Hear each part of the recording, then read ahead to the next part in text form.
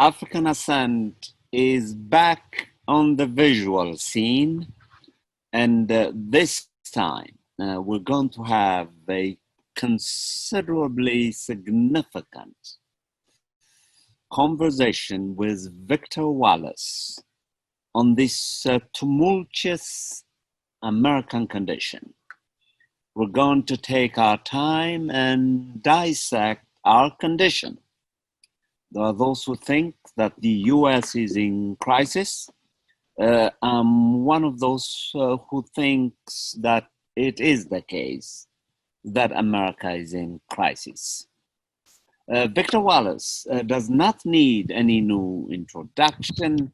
He is one of the key figures, one of the regular contributors, and also funders, because he's quite generous, of African Ascent. I run African Ascent from my own pocket, but Victor Wallis and Alan Levine of Berklee College have been consistently supporting me as much as they could, and I want to take this time and thank them both.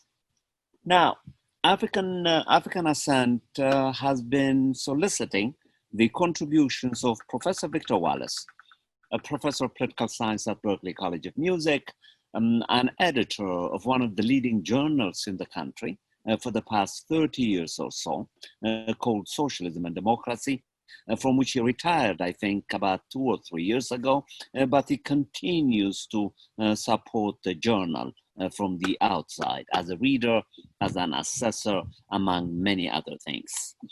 He also has quite a prominent space at Berklee College of Music, in which for the past few years he has been organizing programs under what Berklee calls BTAT, which takes place every year with commitment and passion, bringing in luminaries, thinkers to address themes and topics of global concern. So African Ascent is used to the services of Victor Wallis, and I have never financially enumerated him precisely because of the condition of the community television program. I wish I could. Welcome to African Ascent, Victor, and I think we're going to have a very, very important conversation on what I have decided to call, following what I have been reading, the American crisis. Let's diagnose the American political condition. It's always a pleasure to join you, Tedros. I really appreciate your having me on. Diagnosing the American condition, you say it's a crisis. I think everyone recognizes at this point that we are in a crisis. I would even say a constitutional crisis. I would say right now that we're witnessing in progress a coup d'etat. A coup d'etat is not just a momentary thing, it's a process. And we can see that this process is already taking place.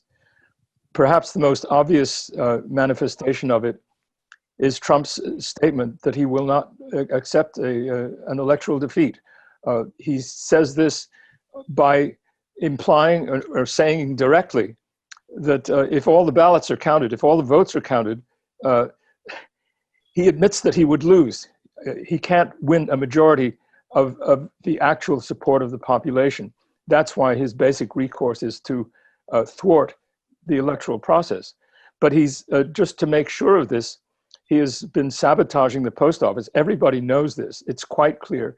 And it's quite clear that the immediate reason for this, apart from the long-term agenda of privatization, reason is to prevent the counting of mail ballots, which are, of course, made essential by the conditions of pandemic in this country.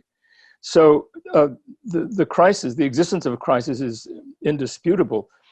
The question of how we came to this point, that's a long story. I would say in broad strokes that the Trump administration represents the most extreme and unhinged expression of capitalism in its neoliberal form, an absolutely unabashed determination to further enrich those who are already extremely rich at the expense of everyone else, while at the same time, as part of that agenda, stripping away all restrictions on exploitation of natural resources, all protections of the natural environment, and really showing a kind of contempt for the population, manifested. There are many ways of its showing its manifestations, but I think the most striking one that recently came out is the disclosure that Trump knew very well the severity of the COVID-19 pandemic back in February, and made a deliberate decision to pretend that it was a fleeting, unimportant, trivial type of thing. So in that respect, he actually cost tens of thousands of lives, as has been estimated, because of this deception. So he's a totally shameless public figure, I would say, who makes no secret of the fact that everything revolves around him, and that he intends to maintain power at whatever cost. So I don't know what aspect of the crisis you'd like to go into beyond that, but I think that is the way I would sum it up in the most immediate sense. Incredible. What I would like us to do now, with your characteristic patience and precision, is to analytically distinguish the different facets of the crisis. You have quite appropriately begun with that which really matters in light of the severity of the crisis, namely what we call the constitutional crisis, and this insidious, should I say, coup d'etat that is taking place right in front of our eyes, except that most of us, with the exception of some of us, are not even aware of it. I would like us now to delve deeper into two facets of the crisis, the economic and the political. Let's begin with the economic crisis. What is your understanding of this economic crisis? How did it come into being? How is it manifesting itself in relationship to COVID, this deadly disease that many say prophetically symbolizes the end of the lives of the human species as we know it, a point that Noam Chomsky made quite compellingly in a recent conversation with Cornel West and Tricia Rose in Tightrope, in which he argues, and I'm convinced by the argument, that if this occupant of the White House is re-elected, there will be a catastrophe, a global catastrophe from which the human species might not emerge positively this time. In light of climate change, for example, something that you've been writing about in the context of your articulate presentations of what you call eco-socialism, which is part and parcel of one of your two books. Yes, well, just to focus on your question about the economic dimension of the crisis, of course, cyclical downturns have been part of capitalism from the very beginning. You never have a period of expansion without eventually a period of contraction. But the point about this contraction, and it's a dramatic one, it's been made much more severe, of course, by the pandemic. The previous economic crisis was that of around 2008, the meltdown that took place in that year. And since that time, the recovery has been superficial. They didn't put an end to the negative redistribution of wealth. In other words, money continued to flow to the upper reaches of the society. Many of those who lost their incomes as a result of that crash, if they got back into the economy, it was at a lower level of wages.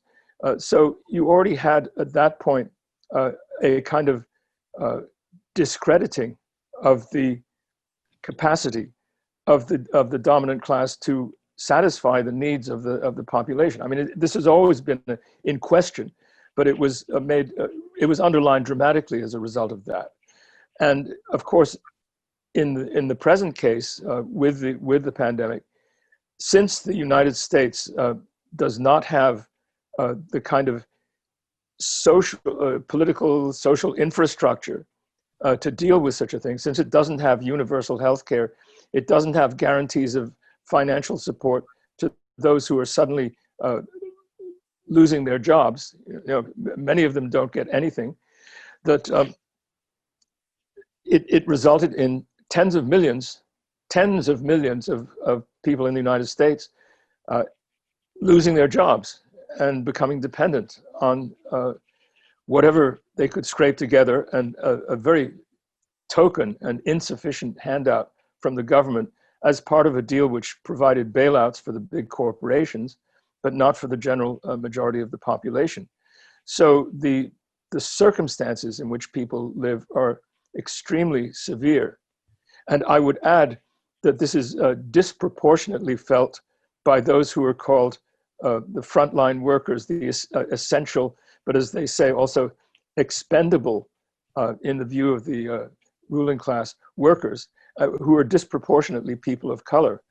And you might say that this whole situation, this whole economic situation, which has affected those who are least fortunate, least well served by the society to begin with, has been also a factor in the outrage that has then been amplified, magnified by the spate of police murders of especially Black people in recent times. So the point is that there's a convergence of all these crises, the health crisis, the economic crisis, and the racial dimension, which is kind of superimposed, but with the population most affected by the economic crisis as also being the brunt of the racist attack by police. And then, of course, Trump, on the other hand, is instrumentalizing the protest against the police to claim that the society is in a state of disorder. And this is part of his coup plan, is to say that a continuation of his presence in power is necessitated by what he calls the breakdown of law and order, even though the actual elements of violence are initiated and then disproportionately amplified by the police. In other words, the police not only shoot or otherwise kill Black people who are unarmed in all these cases, they also attack those who come out to demonstrate peacefully against it. You have a militarized police. So again, you asked about the economic crisis, but it's impossible to separate the economic crisis from these other dimensions of the crisis. And I think that's what's key to understand. And what needs to be, again, underscored is the exceptional degree to which in the United States, as compared with other advanced countries, there's the concentration of wealth in the upper reaches of the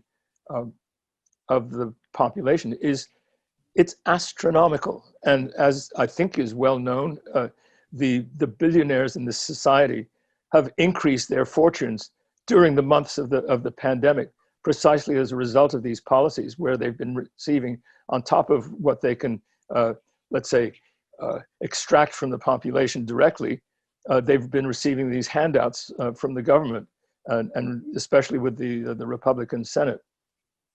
Okay. Well, now we're going to get into something quite complex. Let me present it this way. First with a summary, then your analysis of it. The present American condition, which is characterized by a major crisis, needs an explanation. Why is it that Americans in record numbers, across race, across class, and across gender, Black Lives Matter notwithstanding, are tolerating this? One explanation that has always made sense to me is to seek to explain this through what Antonio Gramsci, on whom I wrote my very, very first book when I was quite young, in my late 20s, introduced us to what he called hegemonic ideology, in which he advances the thesis that human beings are essentially motivated by two kinds of interests, which he suitably identified as a material interest and a non-material interest. By a non-material interest, of course, he meant what Hegel was the first one to work with, the role of ideas in our lives.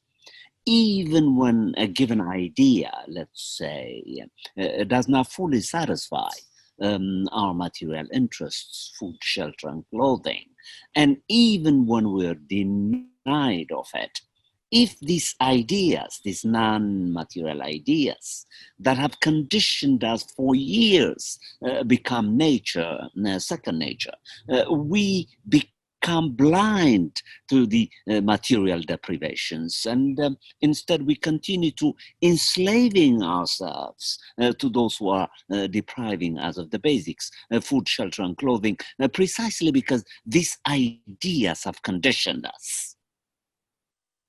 When I look at the American working class in particular, the role of race aside, I am reminded of what Gramsci would the first point to, namely that we don't always act and behave in accordance with our material interests, but rather there are certain governing ideas that constrain us, that socialize us, that make us do what we should not be rationally doing. What I have in mind is this.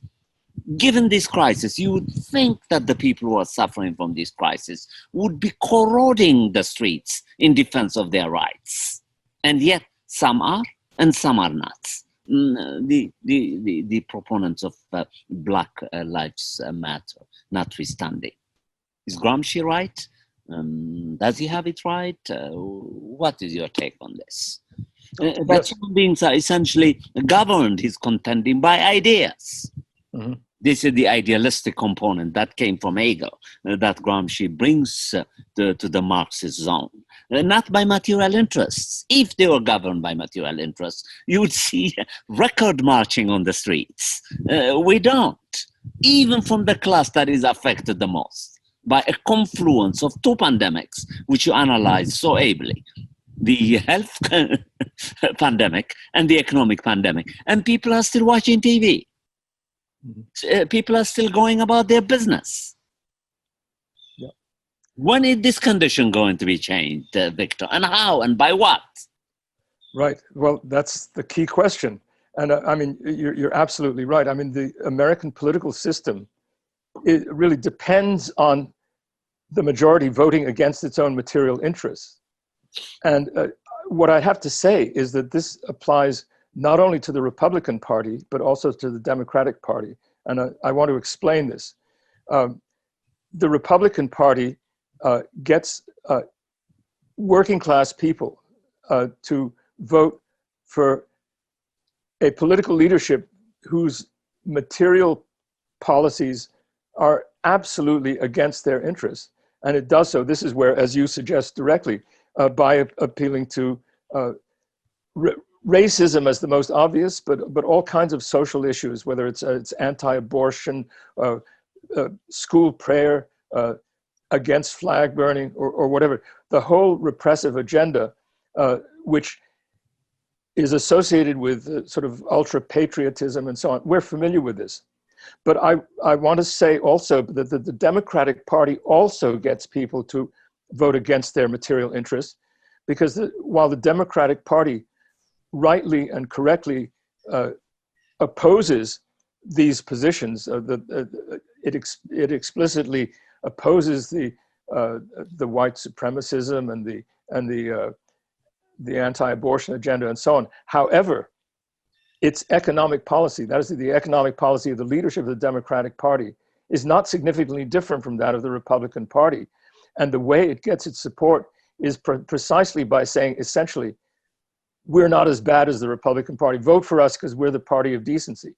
Mm. So the Democrats say, vote for us because we're the party of decency, even though we'll do all kinds of things like were done in the Clinton administration, and again in the Obama administration, that were unfavorable to the material interests of the working class.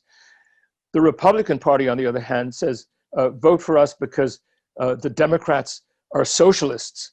And so the Democrats are anything but socialists at the leadership level. They have some pro-socialist elements, let's say, in a few in Congress, but the party itself as such is very much against socialism, and certainly Biden is against socialism and has absolutely no hesitation in saying so.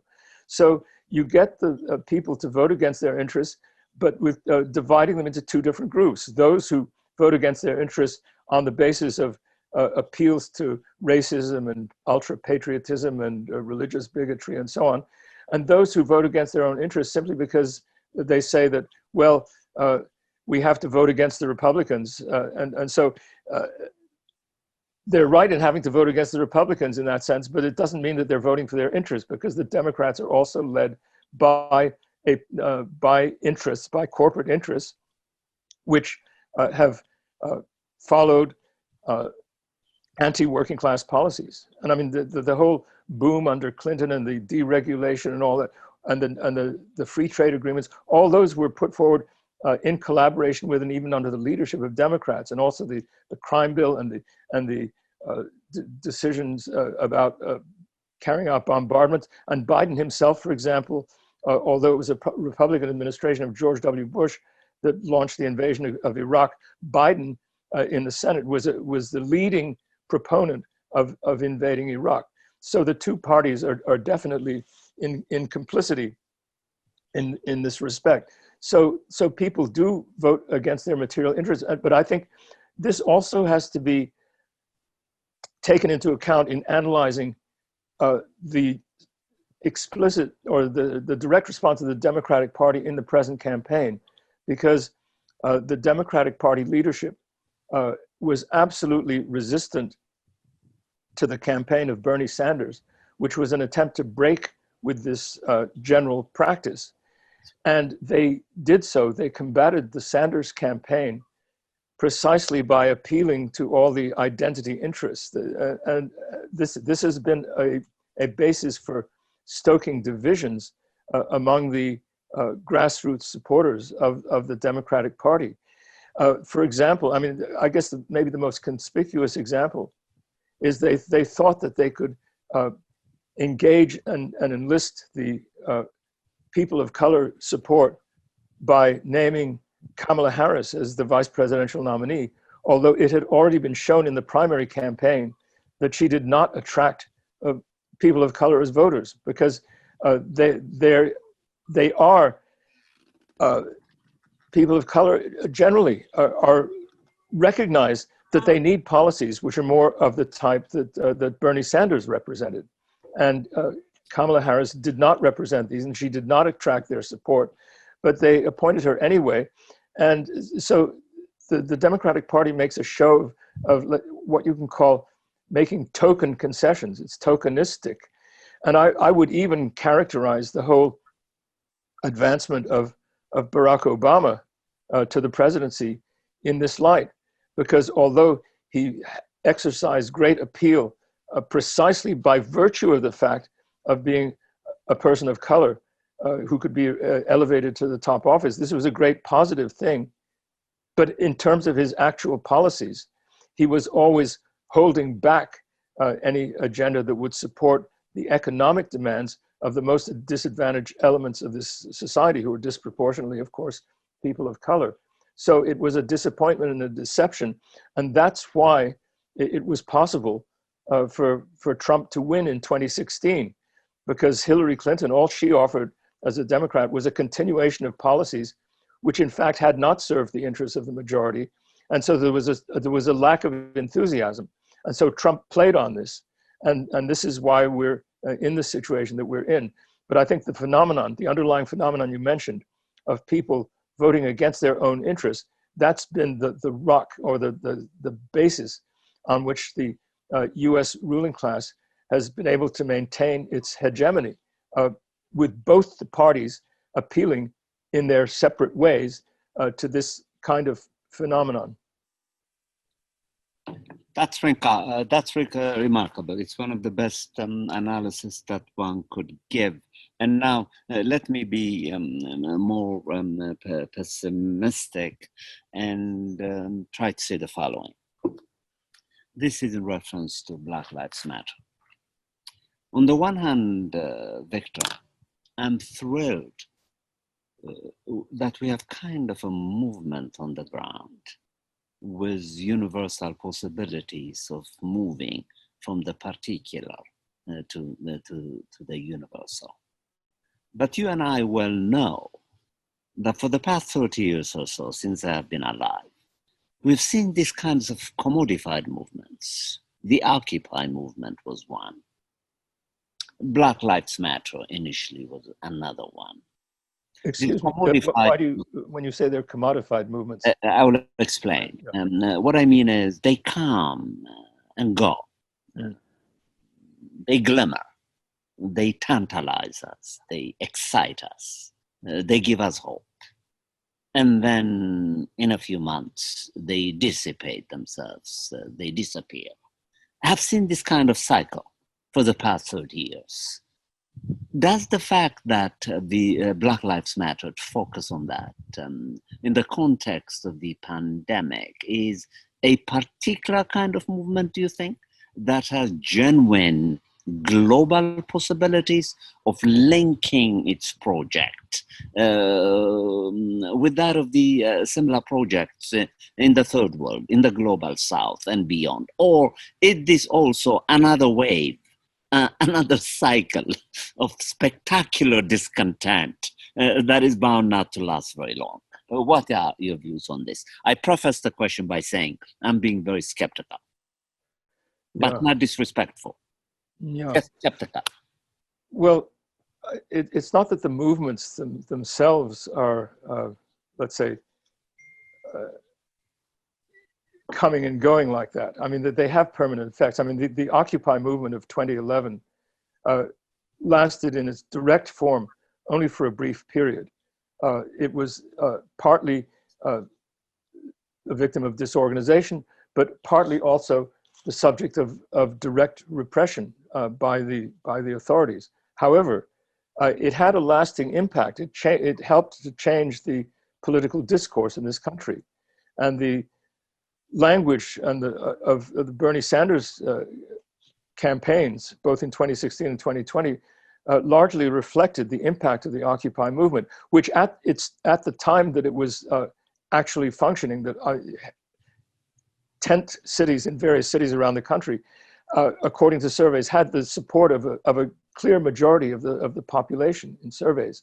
And it changed the discourse by making very familiar the concept of the 1% versus the 99%, a concept which has proved to be increasingly precise as a description of the alignment of interests in the United States. But so what I'm saying is that there is a continuous development, even though the manifestations of it may appear to come just in cycles. And certainly the Black Lives Matter movement is something that is not going to disappear. And I think that the challenge for it is for it to become more well, it's already showing that it has been able to gain the support of other sectors of the population, that the movement demonstrating against the police murders goes far beyond just the Black constituency. It's a multiracial movement. Everybody recognizes this. So this is something that I think we have to be able to build on. And again, I think part of it comes down to going beyond the identity politics emphasis that is fostered by the Democratic Party, and so that we have to work towards something much broader. And I would mention as one of the manifestations of this process the development of the movement for a People's Party. That's something new. I don't know what's going to develop with it, but it has attracted a great range of progressive thinkers in a very important way. So this is something that has to be worked on. There are many segments of participation in efforts to go beyond just the immediate objects of protest. that there's been a really great increase in popular consciousness, which I think we'll see the effects of. And I would say also that the one reflection of this is the fact that the Sanders campaign was initially showing great success, and it's really by an extraordinary sort of combination of participants. The Democrat leadership made absolutely every possible effort to make sure that it wouldn't win. And the leadership and the corporate sponsors of the Democratic Party, like the Wall Street people, the Jamie Dimon and so on, they were quite explicit in making clear that they would sooner have a continuation of Trump in office than risk the changes that might be brought about by the Bernie Sanders campaign. So this was a movement that was developing quite strongly, and they were absolutely determined to stop it. So I think one of the things that we've learned from that is that the movement has to continue and build independently of the Democratic Party. And while some individual candidates, individual politicians in the Democratic Party may reflect the input of this movement, the party as a whole, its leadership is absolutely against it. But the movement has to grow in spite of them. And so the whole question of how Sanders was defeated, that's another thing that we could go into if necessary. But I think the important thing, the most important thing, is what happens at the level of grassroots organizing. Okay. As a matter of fact, now that you raise the problematic nature of the way that Sanders was railroaded, in spite of the substantive visions for which he stood, which was consistent, as a matter of fact, statistically, with the passions and interests of the young, who for the first time are unabashedly describing themselves as the socialists, a fact that I draw from the classes in which I teach and from the classes in which you teach. And yet, the conventional Democratic Party, in spite of the statistical support that is coming from the missions of the young, decided to go for a mediocre political personality, namely Biden himself. Now, so what you're contending, to use an old Hegelian jargon, is that Black Lives Matter, in fact, is some kind of a concrete universal. How do you mean? A concrete universal is a term that Hegel uses to describe particularities that are latent, impregnated with universal possibilities. Sure. I would agree with that. I would say that the universal assumption associated with it is the assumption that all human beings are equal. I mean, it's a very simple assumption, but it has to be affirmed precisely on behalf of and by those who are treated as being not equal. Exactly. So, yeah. Exactly, which includes the preponderant number of Blacks, the victims of pre-existing medical conditions that resulted in their unjustified deaths, pre-existing conditions produced by capital as a consequence of indifference, deliberate abuse of the Black body that began with slavery and through it, and even up until our own time now. The discordant treatments that people of dark skin are treated to at medical centers, even now when Black Lives Matter is raging. Witness, for example, how the Brianna case was treated. All this continues, and the working class is still sleeping to it. It cannot see the necessary alliances that need to be established between the material deprivation of that class and this particular racially changed deprivation of Black people and brown people. This is a long-standing. I agree with you. This is a long-standing historical problem.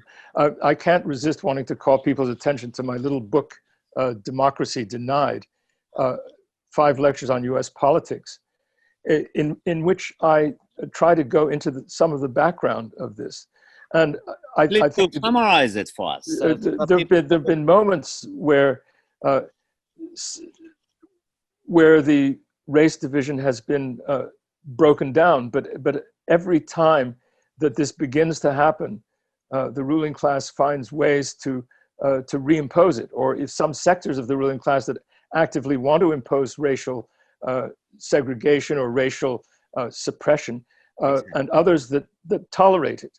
Exactly. And this has a whole history, and as you say, beginning with slavery, but then after the formal abolition of slavery, to which there was an exception made, as some of you know, in the 13th Amendment, which accepted people who have been convicted of crimes, so that it's still legal constitutionally to subject prisoners to slave labor, which is done in many parts of the country. But after the formal elimination of slavery, slave-type relations were reintroduced by the segregationist Jim Crow laws in the South.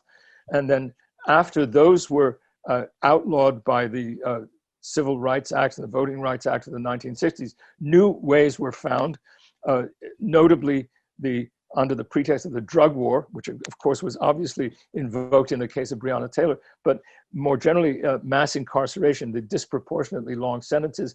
And then on top of that, all the voter ID laws and various kinds of voter suppression measures, stripping people from the voter rolls, as was done in Florida in 2000, which determined the outcome of that election, and as continues to be done now, as has been documented by the journalist Greg Palast in his book, How Trump Stole 2020, a prediction.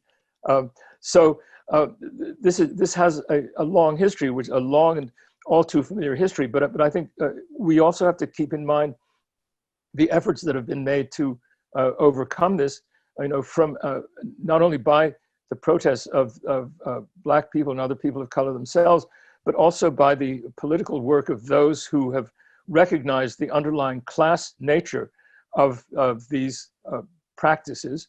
Because after all, slavery was an economic institution, and the rest was all an attempt to justify it.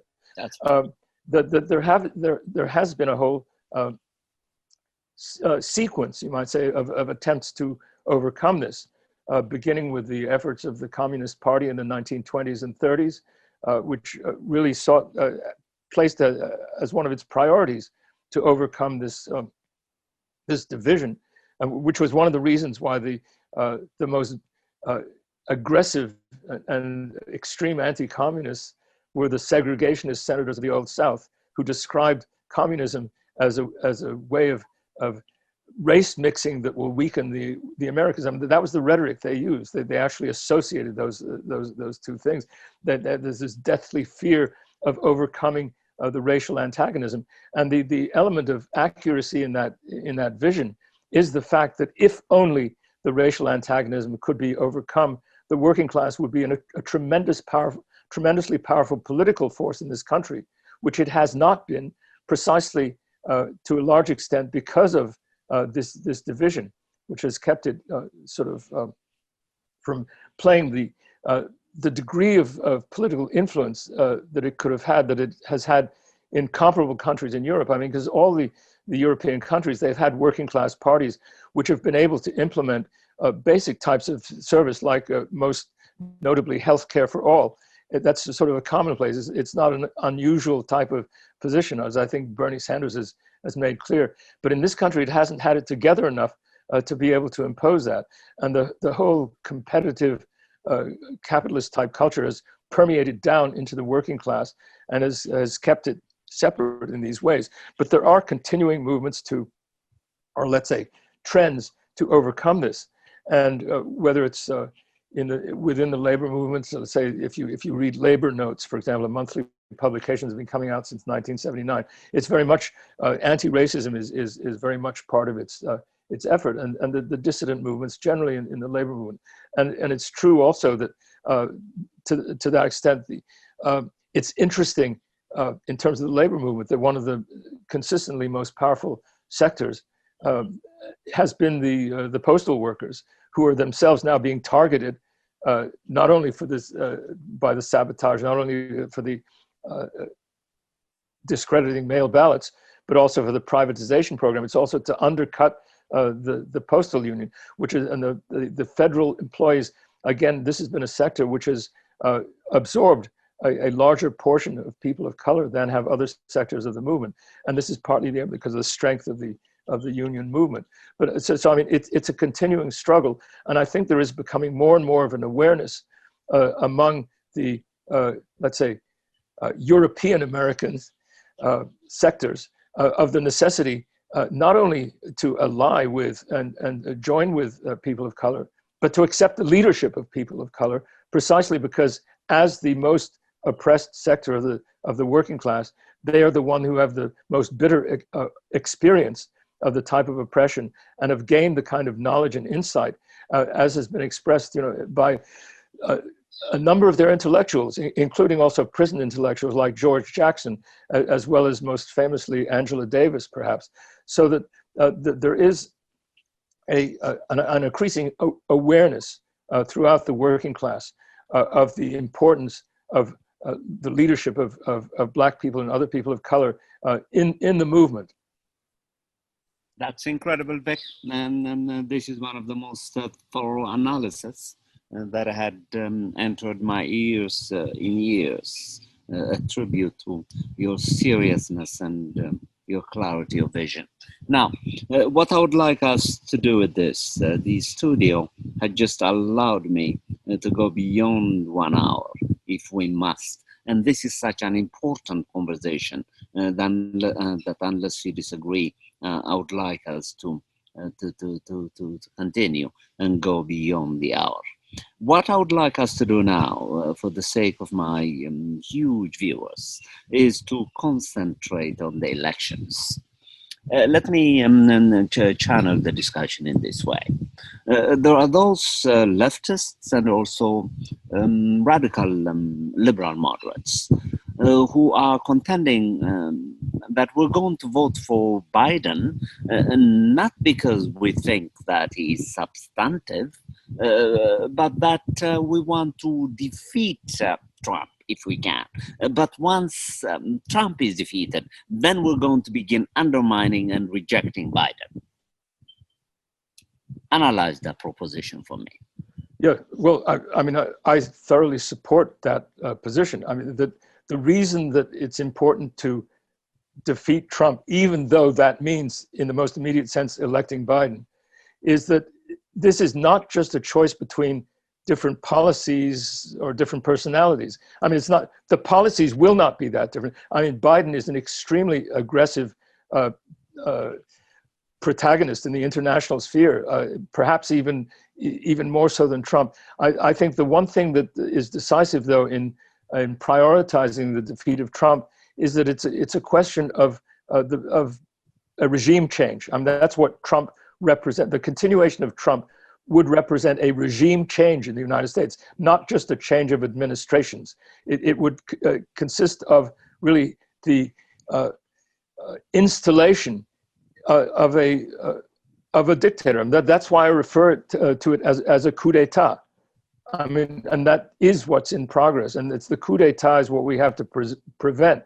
And we return to the old alternation between Republicans and Democrats. That was totally insufficient to satisfy people's needs, and also totally insufficient to address the extreme emergency posed by the environmental crisis, which we've discussed on other occasions.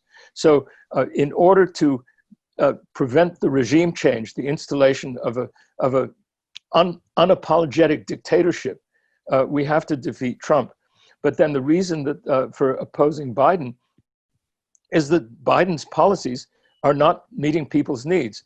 Biden is still accepting contribution from the oil industry. He's still supporting fracking. He said he would veto health care for all. He has, and of course, he's trying to outdo Trump in being anti-China. So he's not at all dependable as a peacemaker. His prospective appointee as Secretary of Defense, there was an article just a day or two ago in Common Dreams about this, is someone who all along has been identified with the neoconservatives, the very ones who called for the new American century and the invasion of Iraq long before it happened, and so there's very little difference. So there, in other words, just as I said earlier today, that both parties get people to vote against their own interests, but just have different images. We have to get people to recognize their own interests and overcome this, and be able to push for what's actually needed. And I mean, one of the slogans that's now being used to express what people actually need is the idea of a Green New Deal. The details of such a thing are still being worked out. But the point is, on the one hand, we have to address the environmental crisis. And on the other hand, we have to do so in a way that addresses the terrible toll that's been taken on the working class over the last 40 years, the whole period of so-called neoliberalism, the period of which has also been called Reaganomics or laissez-faire or whatever you want to call it.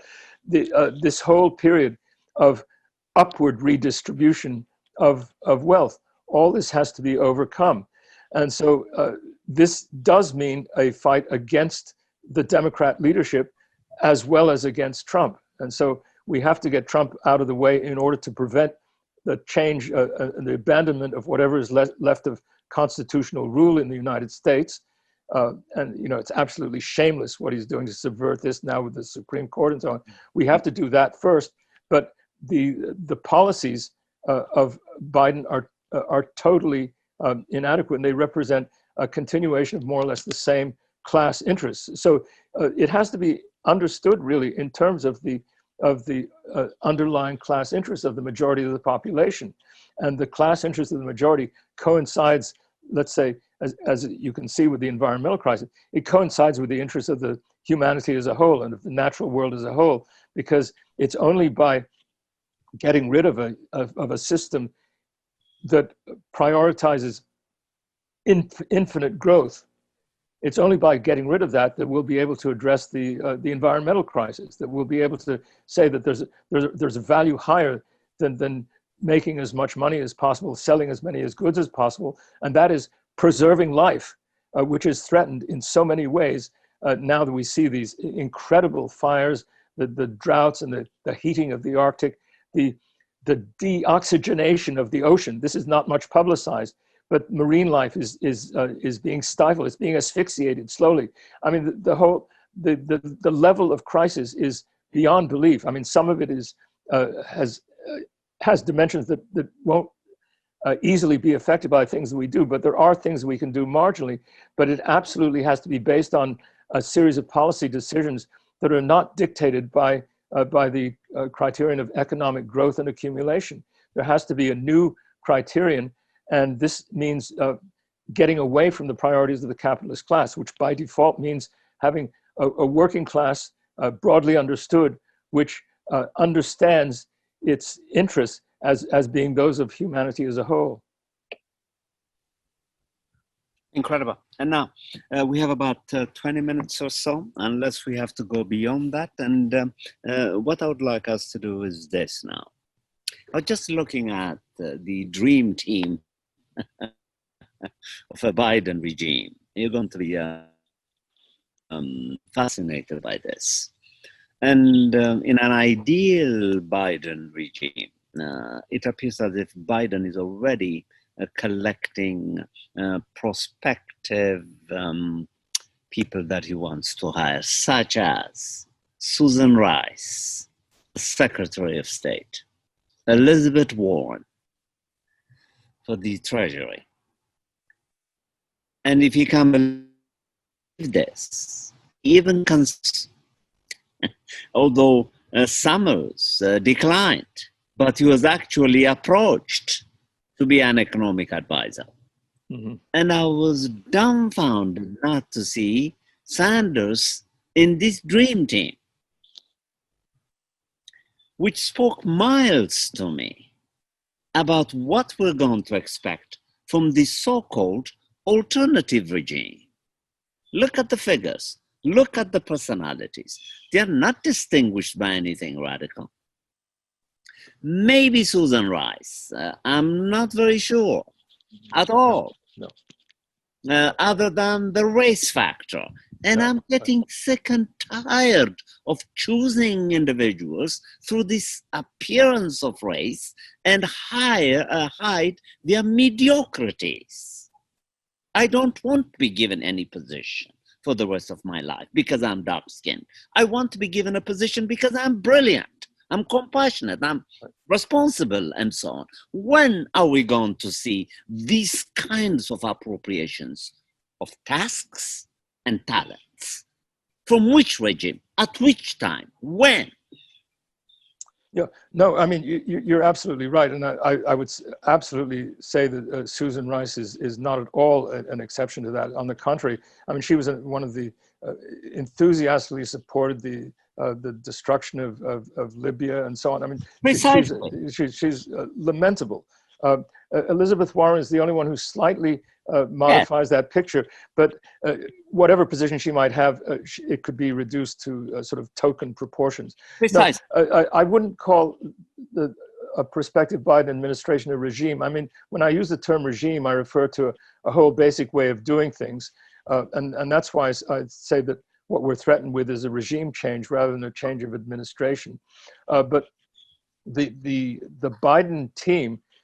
And it's not surprising, of course, that Sanders is not part of it, because Sanders, what Sanders represents is everything that they were fighting to resist, to avoid. So it is a continuing struggle, and there has to be much more in the development of a political alternative. That's why I'm interested in. I can't make any predictions about, but I'm interested in this movement for a People's Party. And you can look it up under exactly that title. They had a virtual initial convention before, and they're building up interesting support, and they've attracted some important personalities. Something needs to develop along those lines as well. But of course, that emphasis on contending for office is only one part of the process that needs to happen.